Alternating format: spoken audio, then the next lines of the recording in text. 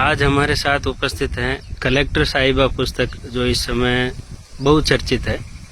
उसके लेखक हैं कैलाश बिश्नोई। आइए हम उनसे बात करते हैं। कैलाश जी, आपने कलेक्टर साहिबा जो पुस्तक लिखी है जी, ये कब लिखी और कैसे इसकी शुरुआत हुई? ये कलेक्टर साहिबा बुक पिछले साल हमने पब्लिश की थी और 2022 में मैंने लिखना शुरू किया था, जून 2022 में, और 5-6 महीने में लिख करके मैंने पब्लिश होने के लिए दे दी थी। मुझे सबसे पहले किताब लिखने का आइडिया आईएएस की तैयारी के दौरान ही आया, क्योंकि बहुत सारे मेरे फ्रेंड सर्कल में ऐसे लोग थे जो लगातार है वो सिविल सेवा के अटेम्प्ट दे रहे थे, कुछ सेलेक्ट हो रहे थे, कुछ दोबारा एग्जाम में बैठ रहे थे। तो सफलता और असफलता मेरे आसपास बहुत सारे फ्रेंड सर्कल में देखने को मिल रही थी। तो सफलता, कुछ लोग आईएएस में सेलेक्ट हो रहे थे, कुछ पीसीएस में सेलेक्ट हो रहे थे, कुछ आईपीएस बन रहे थे, और मैं लगातार अटेम्प्ट पर अटेम्प्ट देते जा रहा था और मेरा सिलेक्शन नहीं हो रहा था। तो संघर्ष के दिनों, खास करके मुखर्जी नगर और आसपास के क्षेत्रों में जो लाखों बच्चे तैयारी करते हैं, उनके डेली लाइफ में क्या चल रहा है और किस तरह तैयारी करते हैं, किस तरह का गाइडेंस होता है, कोचिंग में क्या पढ़ाते हैं, किस तरह पढ़ाते हैं, ये सारी चीज़ें मैंने देखी अपने आसपास के माहौल में। तो मुझे एक स्टोरी दिमाग में आई, तो मैंने लिखने का प्लान बनाया। क्योंकि मैं न्यूज़पेपर में रेगुलर लिख रहा था, तो स्वाभाविक था कि ना मेरा लेखन में रुचि थी। हालांकि स्टोरी के रूप में मैं पहले भी 1-2 पेपर में स्टोरी लिख करके छपवा चुका था। तो मैंने लिखने का आइडिया बनाया और धीरे धीरे डेली जब भी मुझे टाइम मिलता, 1 घंटा 2 घंटा सुबह उठ करके मैं लिखता था। तो ये 5-6 महीने में लिख करके तैयार हो गई। आप दिल्ली कब गए? गांव में आपकी शिक्षा जो है वो कहाँ हुई थी? मेरी शुरुआती शिक्षा है वो हंसा देश में हुई, पहली से 5वीं कक्षा तक। फिर मैंने सीनियर सेकेंडरी स्कूल जाटावास, जो लोहाट में ही है, वहाँ से मैंने 12th पास किया। और 12th पास करने के बाद में मैंने ग्रेजुएशन है वो जयनारायण व्यास यूनिवर्सिटी से किया, बीएससी। और फिर बीएससी कंप्लीट करने के बाद में मैं दिल्ली चला गया। तो दिल्ली में ही मैंने मास्टर्स किया, और उसी जब सिविल सेवा की तैयारी कर रहा था उसी समय में मास्टर्स किया। और बाद में मैंने आईएएस अटेम्प्ट दे रहा था एक तरफ, और दूसरी तरफ मैं नेट का भी पेपर दिया। तो नेट में मेरा पहले अटेम्प्ट में सिलेक्शन हो गया। तो मैंने हिस्ट्री से दिया, हिंदी लिटरेचर से दिया, फिर मैंने जियोग्राफी से भी दिया। सभी सब्जेक्ट से मैं नेट पास किया। तो यूपीएससी में मैं अटेम्प्ट दे रहा था, तो मेरा इंटरव्यू कॉल आ रहा था, बार बार आ रहा था। और प्रीलिम्स में, मेंस में मुझे दिक्कत ज़्यादा नहीं आती थी। इंटरव्यू में मुझे थोड़े नंबर कम रहे, उस वजह से मैं फाइनल सिलेक्शन नहीं ले पाया। कभी 160 आते थे, कभी 155, कभी 164, इस तरह से मार्क्स आए। तो उस वजह से सिलेक्शन है वो अंतिम रूप से नहीं हो पाया।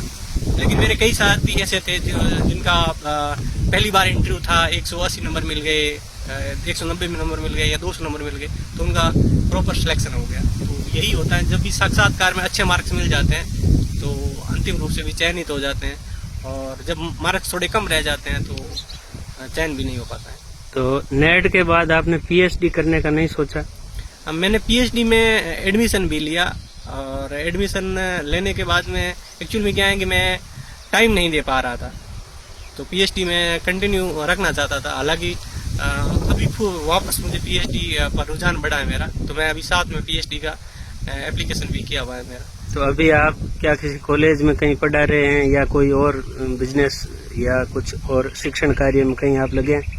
हाँ, मैं दृष्टि आईएएस कोचिंग संस्थान से जुड़ा हुआ हूँ। तो वहाँ से कंटेंट डेवलपर के रूप में काम कर रहा हूँ। साथ में मैं दैनिक जागरण से जुड़ा हुआ हूँ, और दिल्ली विश्वविद्यालय में भी मैं कॉलेज में पढ़ाता हूँ संविदा के रूप में। एक छोटे से गांव से निकलकर एक आदमी दिल्ली जाता है, दिल्ली में आईएएस की तैयारी करता है, वहाँ सक्सेस नहीं होता है। उसके बाद वो एक पुस्तक लिखता है जिसमें वो सक्सेस हो जाता है।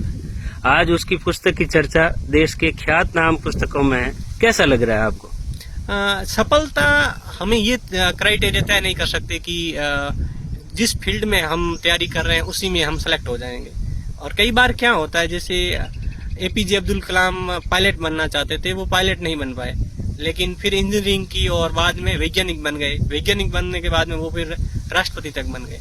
आपने भी बीएससी की और आप लेखन के फील्ड में चले गए, तो ये कहीं कुछ अलग नहीं लगता? क्योंकि बीएससी करने के बाद में यूपीएससी में आर्ट्स बैकग्राउंड की अधिकतर पढ़ाई होती है, तो वहाँ से हिस्ट्री मैंने 2-3 साल तक पढ़ा, फिर हिंदी लिटरेचर पढ़ा। तो मेरा आर्ट्स बैकग्राउंड के जो सब्जेक्ट थे उसमें मुझे रुचि जागृत हुई, तो मैंने साथ में मास्टर्स कर लिया और वो मास्टर मैंने एमए किया, एमएससी नहीं किया। अभी क्या रहेगा आपका मेन फोकस, कि आप लेखन के क्षेत्र में जाएंगे या कुछ और करेंगे, क्या विचार? अभी मैंने राजस्थान में आरपीएससी के थ्रू असिस्टेंट प्रोफेसर का एग्जाम दिया है और मुझे उम्मीद है कि अंतिम रूप से चयन हो जाए। तो मेरा असिस्टेंट प्रोफेसर के रूप में मैं कॉलेज में पढ़ाना जारी रखूंगा। साथ ही साथ मैंने 3 किताबें लिखी हैं, उसमें एक पब्लिश हो चुकी हैं, दूसरी प्रिंट होने गई हुई है, वो यूपीएससी एसए से जुड़ी हुई है, और तीसरी अभी अगस्त में आएगी। ये कलेक्टर साहिबा का पार्ट 2 होगा। तो ये कुल 3 बुक मैं लिख चुका हूँ और एक प्रिंट हुई है और 2 है वो प्रोसेस में है, और आगे भी लेखन का मैं कंटिन्यू रखना चाहूँगा। अपने पारिवारिक बैकग्राउंड के बारे में कुछ बताइए कि आपके भाई कितने हैं, बहन कितने हैं, पिताजी क्या करते हैं? मेरे पिताजी खेती बाड़ी से जुड़ा हुआ काम है, शुद्ध रूप से कृषक है, सामान्य कृषक पृष्ठभूमि से आते हैं। मेरे 2 भाई हैं, तो एक पूना में जॉब करते हैं और एक छोटा है उसे, और बहन की शादी हो चुकी है। आपकी शादी हुई या नहीं अभी तक? अभी शादी नहीं हुई है, लेकिन अच्छा रिश्ता होगा तो फिर वो इस पर विचार करेंगे। तो ये थे कलेक्टर साहिबा पुस्तक